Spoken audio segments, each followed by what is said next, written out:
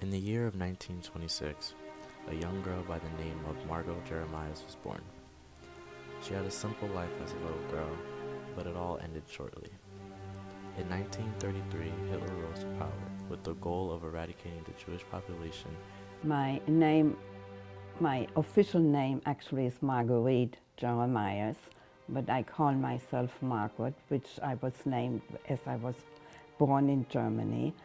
I was born in Germany in 1926, and I lived with my family. We were 4 people, sister, myself, and my parents. We had a nice big house, and my father had a business adjoining to the house. It was a dry good business, and we lived in a small village. I was born in Heidelberg, Germany, but we lived outside of Heidelberg in a small village where there were very few Jewish people left, even though at my mother's time there was a huge Jewish community. They had a Jewish day school at the time, they had a mikveh, a matzah factory. But as things went on in Germany, the young people moved away. So to my time, there were maybe 20, 25 families left. I was the only Jewish girl my age at the time. I went to public school, had a lot of friends, all non-Jews. And we had a very nice, comfortable life. My parents were friendly with non-Jews as well as with Jews. Our relatives came to visit quite often, and life was nice, good. Until we had a synagogue still, a big synagogue. Adjoining to that synagogue was an apartment where the Gabbai lived, which later on is going to be important to know. And that's where the school was, the Hebrew school where we went to school. I guess we went several times a week. We went to Hebrew school there. And in 1933, Hitler came to power. Immediately, the store was my father's store was closed, and nothing much else, as far as I was concerned, happened that day. The store was closed. I don't know how long that he was able to reopen it, but people were taught not to buy anymore. I still went to school. And I used to get sent home from school because they had what they called racial hour, where they taught the children to hate us. And all these nice friends I had, one after the other, would not speak to me anymore, would throw a stone at me. And I was put in the back of the schoolroom. I was not called up on. And things slowly became very difficult for me. I was lucky. Even as a child, I liked reading. So when I had no more friends, I was able to read at least. And I couldn't understand at first what's happening. I mean, I was only 7. I didn't know what was going on.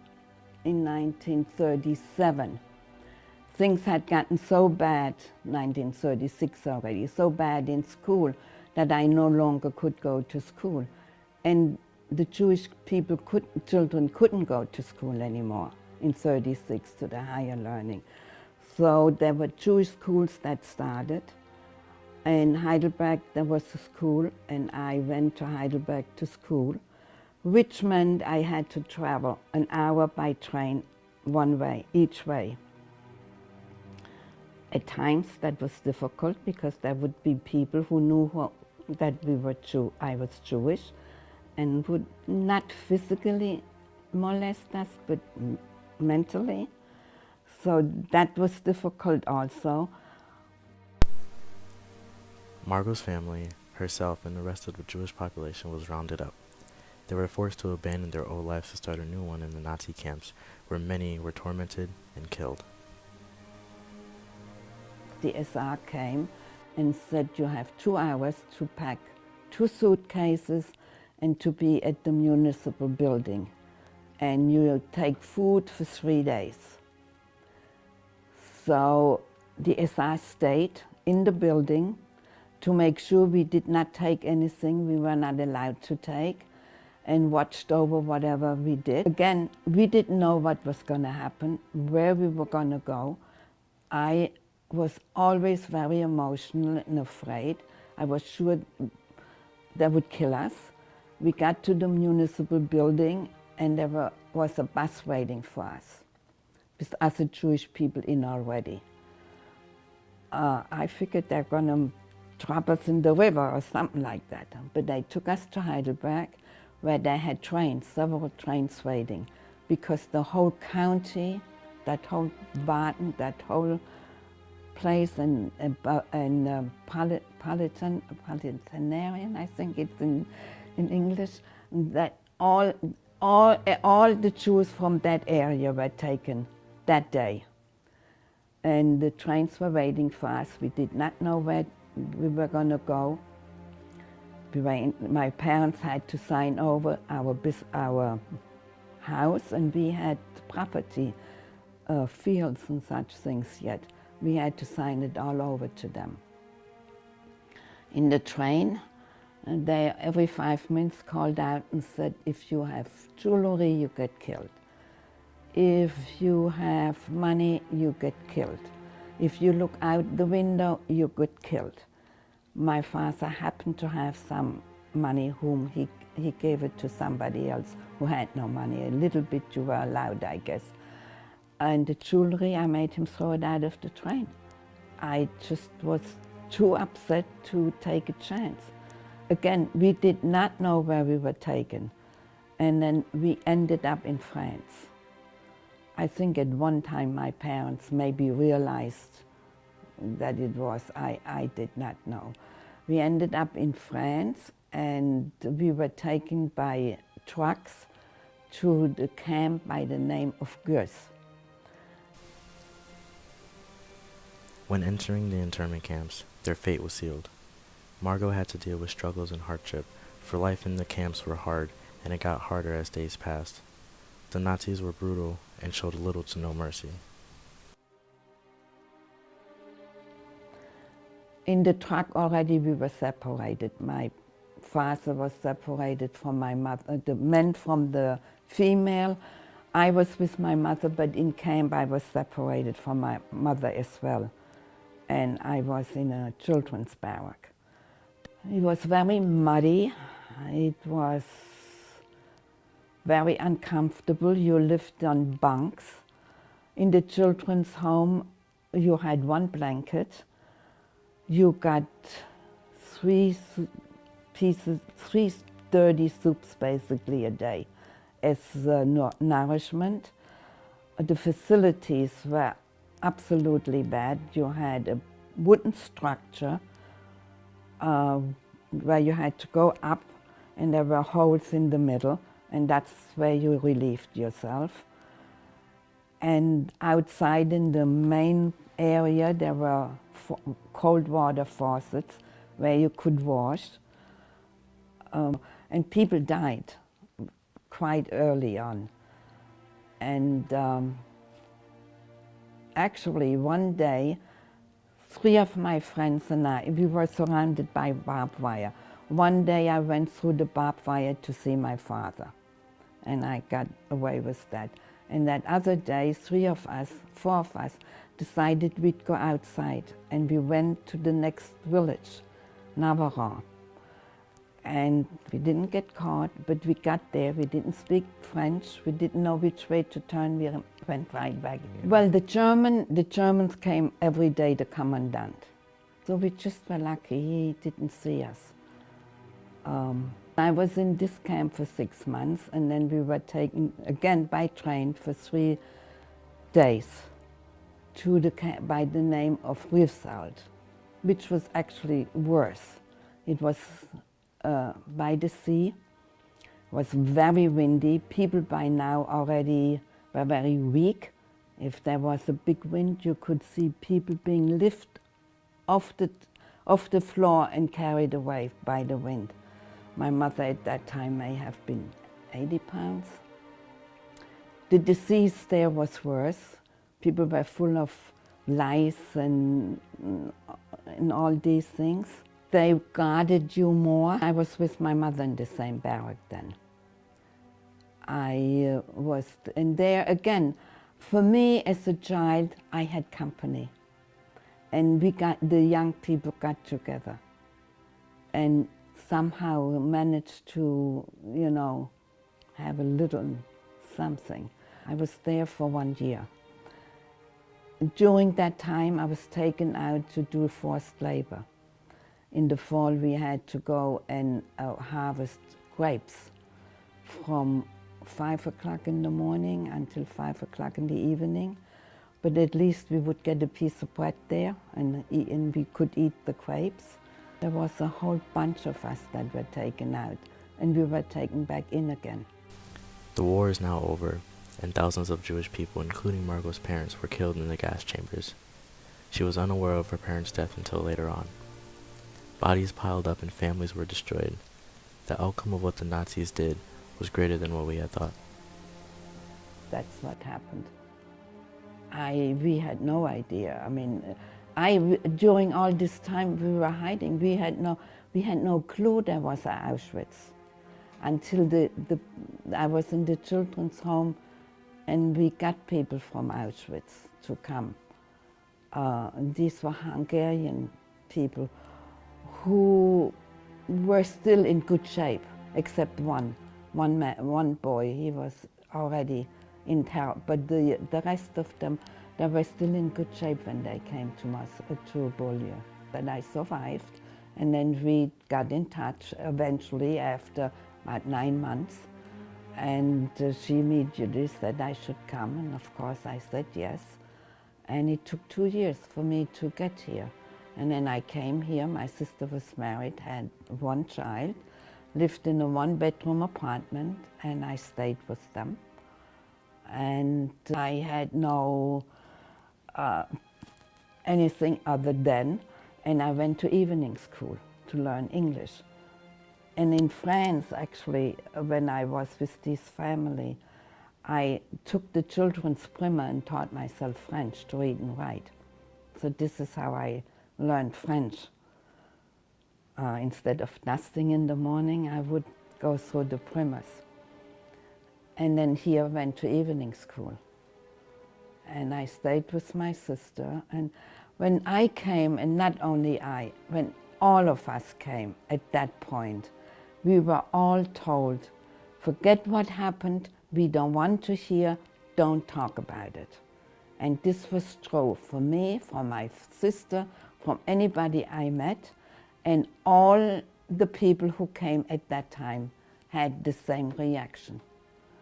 In 1991 was the first reunion of the Hidden Children in New York City, and I went. We had 15, I think there were 1,500 people, and we had workshops, and in every workshop I went, everybody had the same complaints. We were told not to talk about it. Nobody wanted to hear, nobody wanted to know, and nobody thought of maybe it would be helpful if we could talk about it. So this was very, very hard. When I met my husband, he was the one that would ask me questions. And he would, you know, the first time, but nobody else ever wanted to know. I would like to introduce to you Margot's second daughter, Helen Jeremias Lowe. Helen wasn't told the full story of her mother's experience until she was older. Now she shares her mother's story. Hi, my name is Helen Jeremias Lowe, and I was born in New York City in 1949. And my parents are Margot, officially Marguerite Gunther Jeremias, and my father was Martin Jeremias. Both of these towns all had synagogues. I've gone back since, so with my husband and my mother. So I can visualize these towns now. And life was good until various laws were passed and children started being mean to my mother in school, and they were sent home early because there was a lot of classes to brainwash kids. So many years ago, I read a study of second generation. I used to have trouble remembering even the names of the camps my mother went to, and apparently this is very common, that you almost block out details because they're too painful.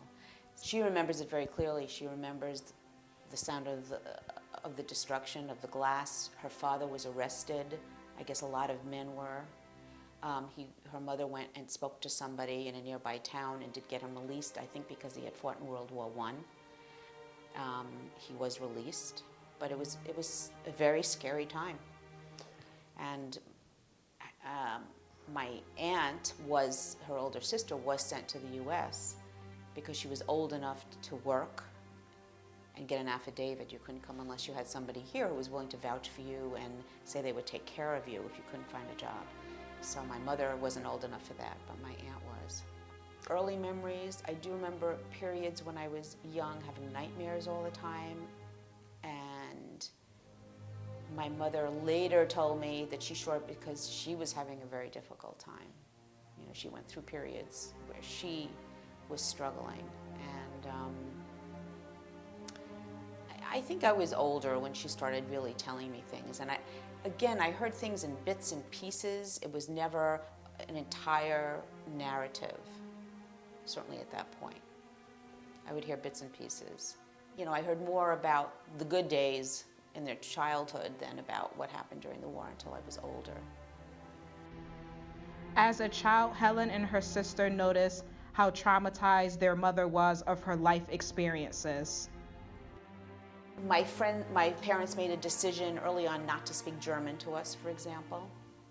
Though they spoke among themselves sometimes and with friends, so I could understand pretty much everything after, at a certain age. And I still understand a lot, but I can't really speak. Which to me is pretty amazing after the experiences that people have been through, that they could pick up and lead a fairly normal life. But of course it did have its effect on her, absolutely. I think she's fearful of a lot of things, and that's still true today, and I'm sure that has to do with her experiences. She's very hesitant to go any place by herself she's never been before. She's afraid of being lost. Yeah, it had a very big effect on her, for sure. And for years, she didn't talk about it a lot, as I said, except in bits and pieces until my children were a little bit older. And then when my son was in, I'm not sure, 4th, 5th grade, or maybe even 3rd, I had a very close friend who was his teacher, and she asked my mother to come and speak to the class. And I think that was the first time that she spoke publicly about her experiences. And it was very hard for her, but I think it was also cathartic to some extent. And that was when she started really talking about what she went through, which she is still doing. She just spoke at the magnet school here, and they've actually, they have a project there, I don't know if you're aware of it. They work with a certain grade and they do a Holocaust project every year. And she has gone twice now to speak to the kids, and they just started some kind of award that they're naming after her. I don't think in those days there was an annual Holocaust commemoration day like there is now. That came later, I think. We were a traditional Jewish family, synagogue goers, kosher in the home. That was very important, and keeping up the traditions, strong Israel supporters. Yeah, I'm not sure if it's because, but yes, my mother in particular was very protective, very controlling, I would say. We always had very strict set deadlines when we had to be home. In terms of food, we were kosher, but other than that. Yeah, but I remember coming home from school every day, and my mother would be there and want to know exactly what happened during the day, everything I did. And there are a lot of things that I heard later. I know she went through a period, as I said, when I was pretty young, that she was having a really hard time with anxiety, not sleeping, etc. And she went to her general physician, who said, "Oh, you don't have to go to a psychiatrist, just come and talk to me, I can deal with it." And I guess he did help her. It definitely got better. And I think there were periods where she was on medication. Not constantly, but it was available for her in the house. You know, always in the back of your mind, I think, as the child of anybody who's gone through something so traumatic, there's always the question in the back of your head, how would I have handled this? You know, my mother survived, and, you know, how would I have done? Could I have dealt with this? Could I have handled this? And it also puts other events in your life, I think, in a certain perspective. I remember, I don't think it was really a revelation. I think I was proud of her that she was starting to talk about it, and I thought it was good for her to start talking about it. And I'm very proud of the fact that she's pushed herself, and that's what she's had to do, really, to speak to groups of adults, to speak to groups even more so of children. She really enjoys going to schools more than anything and sharing her story with them, and she's learned how to tailor what she says to the appropriate age group, and you know, I'm very proud of her for that. After the war, the Holocaust survivors found their homes destroyed. Margaret decided to never step foot in her hometown again until years later for a family trip. My husband is a research scientist, and he got invited to speak at a university in Germany. And for years, my mother said, I am never going back. And for years, I said, I'm never going. I mean, growing up, we weren't allowed to buy German products. You know, that was a no-no. And then my husband got this opportunity. He was invited to come. And my mother had also been invited, I believe, all expenses paid, because some of these towns bring back survivors.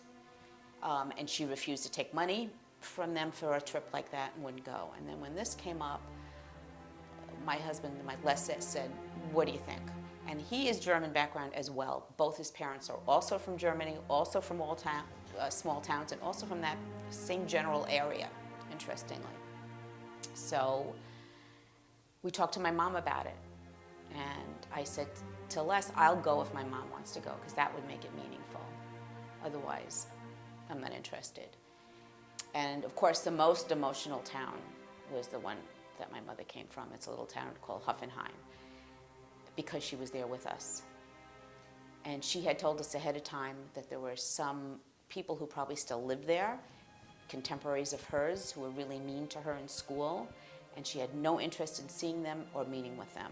And we told the officials that. Don't let them know we're coming. Don't tell them to come see us. We'll meet with you, and that's it. So when we went to her town, we walked around, and she could remember who lived in every single house, and she could remember the train schedule, you know, what time the train left. It was interesting how much detail she remembered. And we met with the officials, who were very interested in hearing her story. That was in the town hall, I believe. And she gave them her history. She told them everything she went through, and she really pulled no punches. And then just as we were leaving, she was, as she would put it, accosted by some of her former classmates who wanted to come up to her and you know, and just act like everything was fine and everything was wonderful. And she was barely civil and walked away, understandably, of course. But it was quite an emotional day. It was like an emotional roller coaster for me. I mean, you know, part of me was glad to be there and visualize where her house, I got to see her house, not inside, but the outside of the house, where she grew up, where things were located, where her friends lived. And part of me, of course, didn't want to have anything to do with anybody, certainly over a certain age. You know, and still, I have to say, I met anybody who's German and not Jewish of a certain age, I want to say, where were you during the war? What did you do? It's my gut reaction. It made me more proud, if anything, to be Jewish and to stand up for being Jewish and to feel good about surviving. We just actually had a party. I'm turning 65 in a couple of weeks. And so we had my mom and all my kids and grandkids and my sister and all her grandkids for a party, but you know, like a brunch. And 35 people. And I think, wow, the Germans didn't succeed in wiping out our family, and how great is that? I have her tapes. I have copies of her tapes. And to me, it's important. My children have all seen them. And down the road, when it's age appropriate, I'd like my grandchildren to see them. I feel like my mother talks about it a lot, and it's affected her a lot, and I almost need to protect myself a little bit. I can't dwell on it. It's not healthy for me. When my mother's gone, I may feel very differently. I think that it's up to me to carry that torch.